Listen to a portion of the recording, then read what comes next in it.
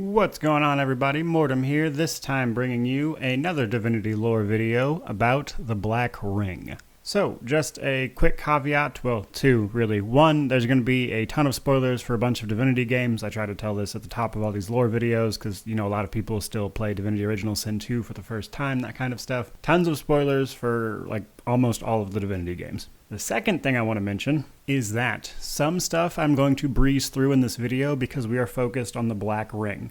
I'm going to try to link a bunch of relevant stuff as far as the stories for various things I talk about down in the description below. But if you can't find what you're looking for there, I have tons of lore videos, like story of videos for all of the games for Divinity. So if you check out my channel, you can probably find what you're looking for there to fill in some of these gaps if there are any there for you. So, with that out of the way, let's start with how the Black Ring got founded.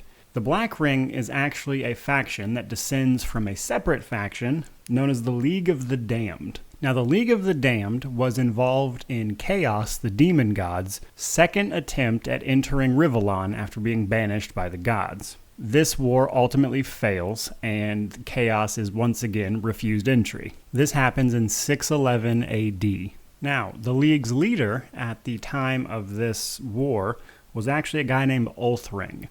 This is important because Ulthring was both the leader and a weaponsmith.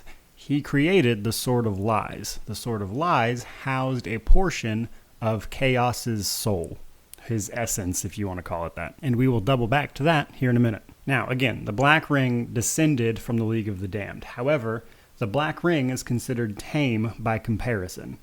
And given that the Black Ring are mostly vile necromancers who do evil things, hard to say what the League of the Damned was all about. Now, come 600 years later, in 1218 AD, they are being led by a demon known as the Demon of Lies. This happens by the essence of chaos that is in the Sword of Lies possessing a young child known as Duke Janus. And this is done as part of an elaborate plot to perform a ritual in order to resurrect Chaos into the world. He was never really dead per se, to call him back from his banishment realm into Rivellon since he can't just enter it normally. Now, this was going to happen by the Demon of Lies taking the piece of the soul out of the Sword of Lies and placing it into an infant child, known as Damien, as it turns out. Now, ultimately, the Demon of Lies is defeated by Lucian, who ascends to divinity right before this. But while the Black Ring is defeated here,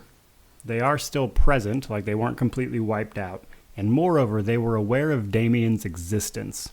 They were aware that Lucian did not kill Damien. While the ritual had failed to instill all of the essence into Damien, it did, however, transfer an unknown amount. And because of that, Damien is very much so still capable of all the powers of Chaos, which is why Damien is referred to as the Damned One.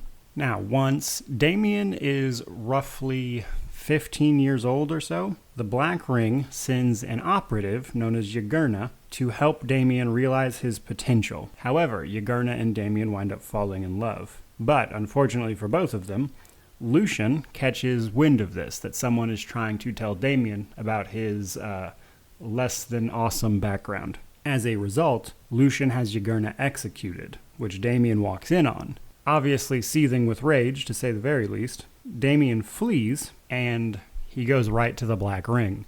The Black Ring declares Damien its leader. Now, this is when all-out war between Lucian and Damien breaks out. Now, this is in 1233 AD, with the prior events when Damien was first born and ultimately infused with the portion of Chaos was in 1218 AD. So, 1233 AD now. This war ultimately ends when Lucian tricks Damien into coming to a rift temple somewhere in the Elven lands. Now, Lucian winds up death-fogging the bejesus out of the Black Ring. They suffer immense losses. Unfortunately, so do the Elves. This is where all of the Elves get wiped out that you probably heard about in Divinity Original Sin 2. Lucian's goal here, again, wasn't to kill Damien. In luring Damien to this rift temple, he has the opportunity to banish Damien to Nemesis. The Black Ring here is left without a leader for quite some time. And this is when they were contacted by none other than the God King. Now, for a brief period of time, just for a handful of years, the Black Ring was pretty much all in with the God King. Now ultimately, Damien manages to return to Rivellon in the year 1238. However, for whatever reason, it appears that he did not contact the Black Ring right away to retake control of them. It would appear, roughly, that Damien doesn't reestablish contact until sometime between 1242 and 1244. Because, of course, the God King's plans wind up being foiled in Divinity Original Sin 2. The years between 1244 and 1250 to maybe 1260, but probably 1250, I can't tell you exactly what happens because this is going to be the time frame that is covered by Divinity Fallen Heroes if it ever goes back into production. However, because there is a game that takes place after this, Divinity 2, which occurs in 1300, I can mostly accurately tell you what happens here, or at least the end game. However, the specific events might be a little harder to pin down. Now, we know that at some point Damien takes control of the Black Ring between 1242 and 1244 again. He uses this to have Lucian fake assassinated sometime between 1244 and, again, 1250, maybe 1260, roughly in that area somewhere. Now, it would appear, however, that Damien's intent here was never to actually use this moment to take over Rivellon, shall we say. He has Lucian assassinated, but he frames the Dragon Knights.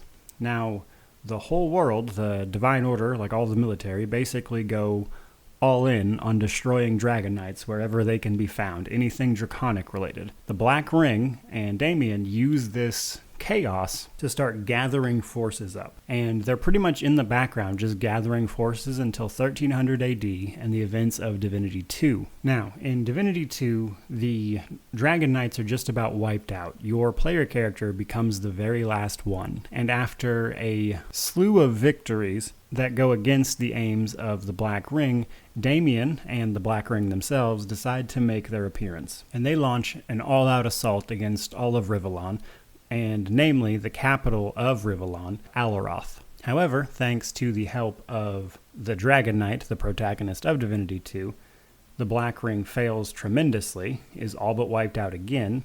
Lucian is freed from his captivity where he was being kept by Damien in prison. Several high-ranking Black Ring members, including some wizards, are dealt with and killed. However, Damien himself manages to flee.